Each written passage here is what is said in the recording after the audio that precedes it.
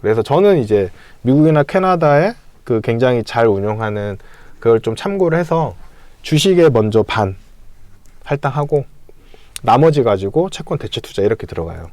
25%씩? 5대 3대 2 이렇게 들어가요. 와, 5대 3대 2. 네. 지금 현재 작가님이 5대 3대 2로 네. 투자를 하고 계시고 네네네네. 네. 그게 연수익률이 한 7% 그렇죠. 정도 나온다. 네.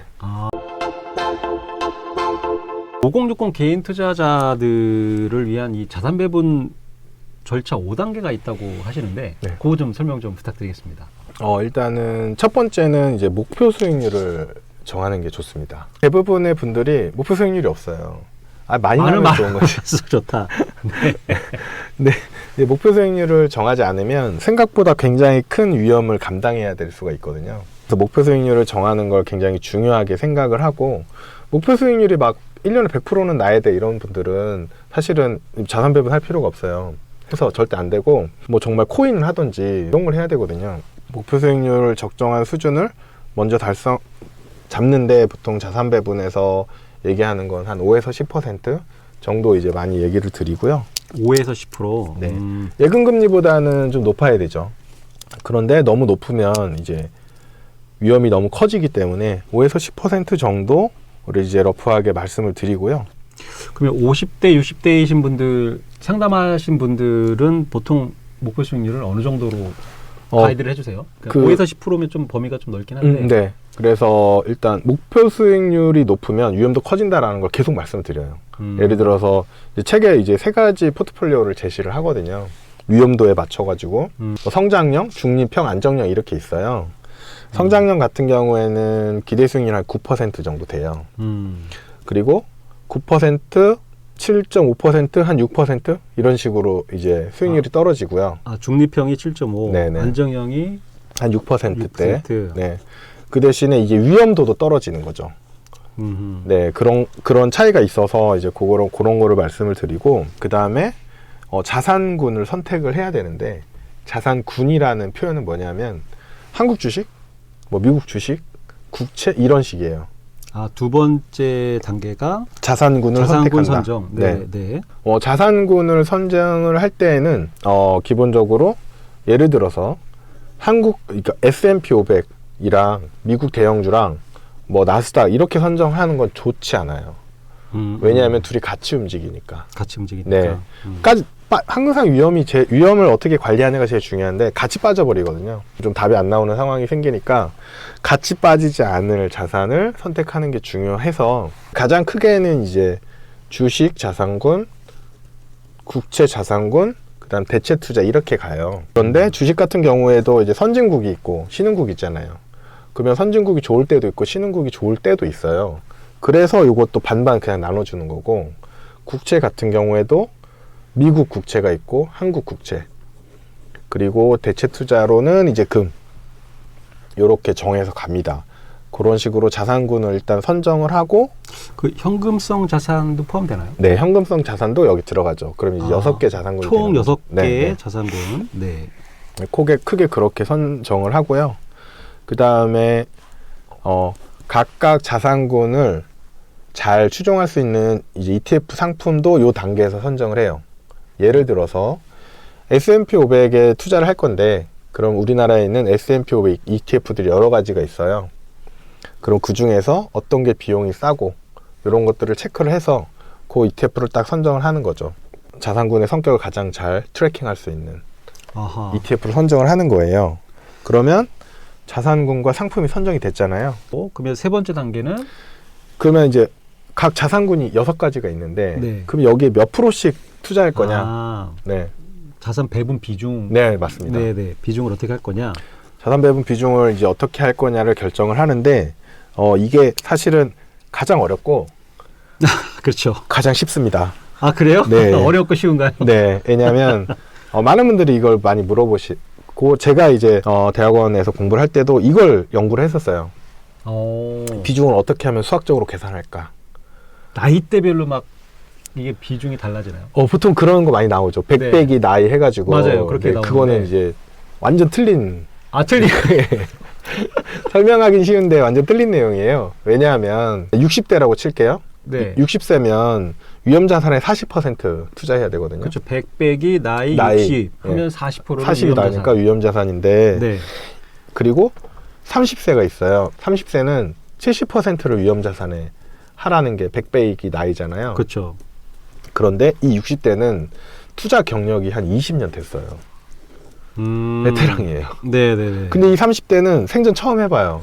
네. 그러면 어떤 사람이 더 위험 자산을 많이 해야 되냐? 당연히 베테랑인 이 60세인 분이 더 많이 하는 게 맞거든요.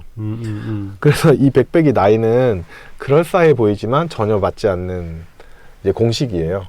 그럼 이걸 어떻게 정하냐라고 이제 하면 저 같은 경우에는 본인의 위험 성향을 알아야 돼요. 네, 위험 감내도라고 하는데 내가 고점 대비 얼마나 빠져도 괜찮은가 이런 거예요. 내가 뭐 1억 넣었는데 1,000만 원만 빠지는 거 내가 견딜 수 있어 라고 하시면 위험 감내도 한 10% 정도 되는 거죠. 근데 어떤 주식 많이 하신 분들은 이거 한 20% 빠져도 돼 하실 수도 있죠. 근데 어떤 분들은 안 돼 장난하냐? 5%만 빠져도 안 돼 이런 분들도 계세요. 그런 분들은 안정형 하셔야죠. 기대 수익률 낮아지죠. 어쩔 수 없어요. 왜냐하면 내가 감당할 수 없는 걸 하면 안 되거든요. 네. 그렇기 때문에 이제 그런 자기의 위험 감내도에 맞추는 게 가장 중요하거든요. 근데 자기의 위험 감내도라는 게 잘 모르세요. 처음에 이제 막 혈기왕성해서 난 반토막 나도 돼. 근데 1년에 20% 30% 수익 나야 돼. 라고 한 분들이 작년에 후회했죠. 실제로 반토막이 나니까 손이 부들부들 떨고 잠이 안 오거든요. 그때 후회를 하는데 이게 겪어보기 전에는 잘 안 나와요. 그래서 이제 투자 경험이 조금 뭐 2, 3년 정도는 쌓여야 되고 진짜 잘 모르겠다고 하시면 그냥 중립형 정도로 가시는 것도 괜찮죠. 그러면은 중립형 정도는 그러면 비율이 어떻게 주식, 채권, 뭐 현금성 자산 뭐 네. 이제 책에는 이제 그 비율대로 다 되어 있는데 네. 이제 비중을 결정할 때 제가 되게 복잡하면서도 단순하다고 한 이유가 네. 가장 참조하기 좋은 게 전 세계 글로벌 연기금들이에요. 연기금은 다 자산 배분하거든요. 네네. 네, 우리나라 연기금, 그 다음에 뭐 일본, 노르웨이, 미국, 캐나다 연기금들 굉장히 오래됐고 잘 운용을 해요. 걔네들 수익률이 5에서 9%가 나와요. 실제로 걔네는 리얼로 나온 거죠. 네. 저는 제가 한 4년 9개월짜리 연금 운영한 게 7% 나온 거고 연수익률이 국민연금이 한 5% 정도 돼요. 20년 넘었고. 그리고 캐나다나 미국 같은 경우에는 뭐 7%, 8% 나와요. 일본도 굉장히 수익률은 안 좋아요. 근데 이게 그러니까 이제 자산 배분의 적정 수익률이 그 정도라고 보는 거예요. 근데 걔네들이 자산 배분을 하는데 예를 들어서 미국이나 캐나다 같은 경우에는 주식 비중이 50%가 넘어요. 전체 포트폴리오에서 100% 중에. 주식이 50%. 예, 네. 그리고 국채, 채권이랑 대체 투자가 반반 돼요.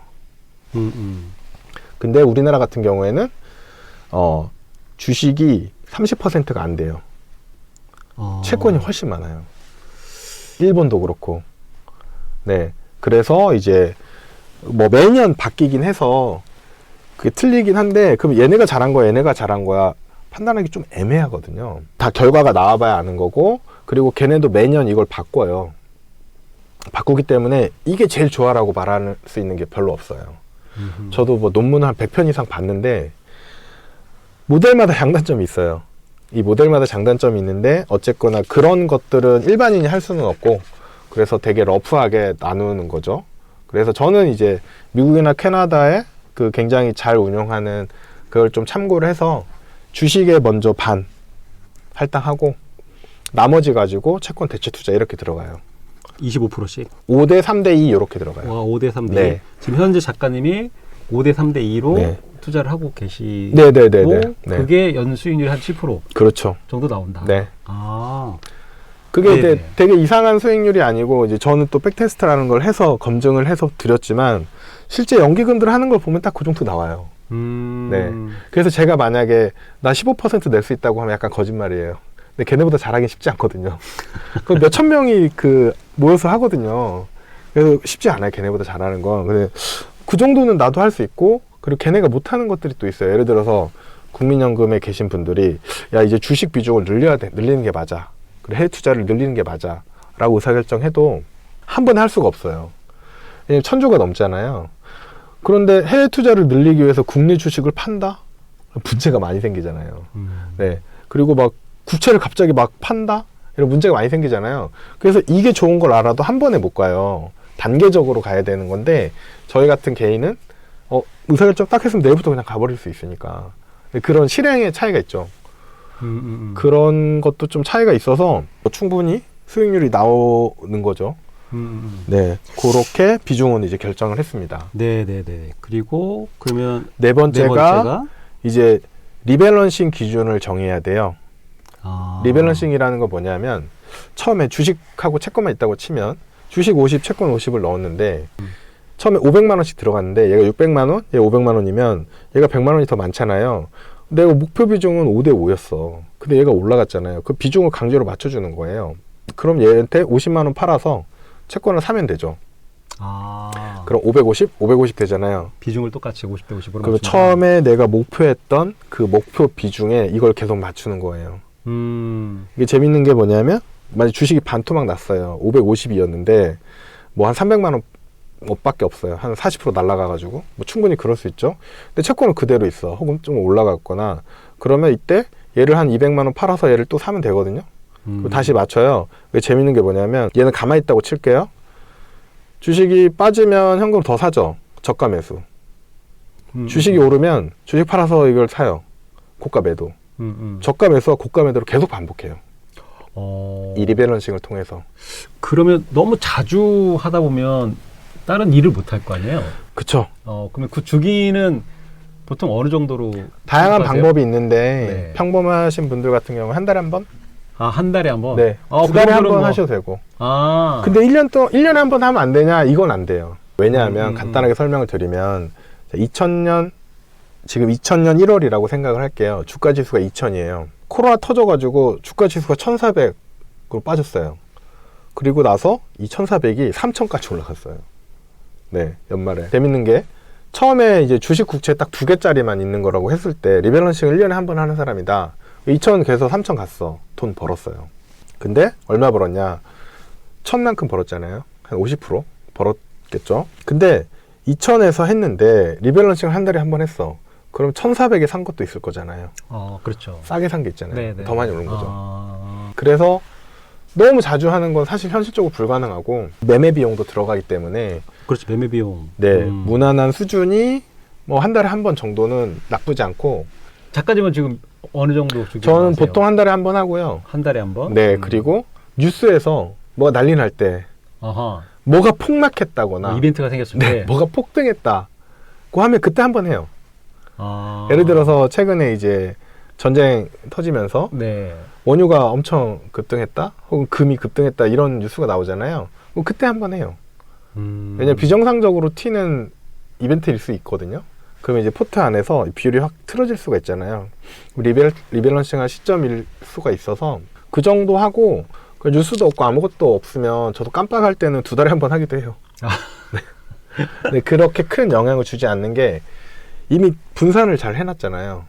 그래서 리밸런싱을 안 하는 것보다 하는 게 무조건 좋고요. 근데 만약에 내가 투자하는 전략 자체가 주식 하나만 가지고 있고 이거랑 뭔가 다른 걸 해서 막 리밸런싱 하면서 수익을 얻는 전략이면 굉장히 중요해지는데 자산 배분처럼 다양하게 분산해 놓고 약간의 이 차익만 결정하면 되는 구조면 그렇게 자주는 안 해도 되거든요.